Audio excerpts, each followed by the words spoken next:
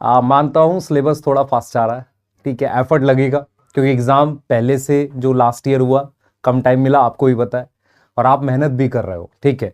तो प्लीज इस मेहनत को जारी रखो, डरो मत, है ना। जितना ज्यादा पैनिक करोगे उतना एफर्ट घटता चला जाएगा। मैं मानता हूं कि अगर आपके एआईटीएस में 500 ही आ रहे हैं, 450 आ रहे हैं, पर आप कुछ रिवाइज तो कर रहे हो। आप सोचो कितनी खराब सिचुएशन होती अगर हम सिलेबस फिनिश करने के बाद टेस्ट स्टार्ट करते, मान लो 20 मार्च के बाद कर रहे हैं, तो कितनी खराब सिचुएशन होती। तो आपको तो और कम टाइम मिलता। तो सर हम कैसे करें, मैं आपको तरीका बताता हूं। आप एआईटीएस दे रहे हो सर, देते रहो, उसके साथ साथ अपना करंट भी पढ़ते रहो। आपने क्या करना है बेटा, जो एआईटीएस है ना, उसके 2 पेपर बन रहे हैं। पेपर एक आप लगा रहे हो, है ना, आप चाहे ऑनलाइन में हो ऑफलाइन में, एक ही पेपर तो लगा रहे हो। दूसरा पेपर मैं आपको अवेलेबल करा दूंगा, वो मान लो हम टेलीग्राम पे दे दें या कहीं भी दे दें आपको, मान लो, तो वो मैं आपको अवेलेबल करा देता हूं।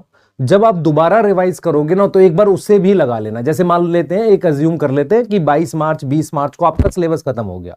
अब दोबारा से आपने पेपर 1 जो दिया था एआईटीएस का, उसको रिवाइज किया, 1 दिन में किया, 2 दिन में किया, तो फिर से लगा कर देख लो। तो इसीलिए बेटा वो 2 पेपर का कॉन्सेप्ट इसलिए भी रखा था, और एक दूसरा रीजन था कि ऑफलाइन में जगह कम होती है, इसलिए 2 पार्ट में कराना पड़ता है, ठीक है। डर लग रहा है बेटा, डर मत, एग्जाम अपने टाइम पर ही होगा, 7 मई।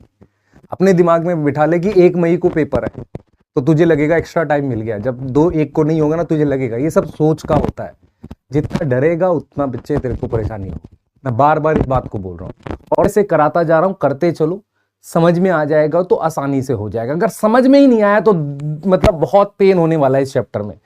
और सिलेबस सबका इसी स्टेटस में चल रहा है, कुछ हो पा रहा है, कुछ नहीं हो पा रहा है, पर बच्चे लगे हुए हैं, है ना। और बहुत सारी नेगेटिव थॉट आते हैं मेरे अंदर, तुम्हारे अंदर, कि यार लास्ट ईयर भी इसी वजह से शायद नहीं हुआ था कि हम लास्ट में कर नहीं पाए थे। बच्चे हर बार गलत हो ये जरूरी नहीं है।